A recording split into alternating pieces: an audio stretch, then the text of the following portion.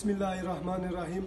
Umut Kervanı olarak hayırseverler tarafından bağışlanan soba yardımlarını aldık. Şimdi ihtiyaç sahibi ailelere götüreceğiz.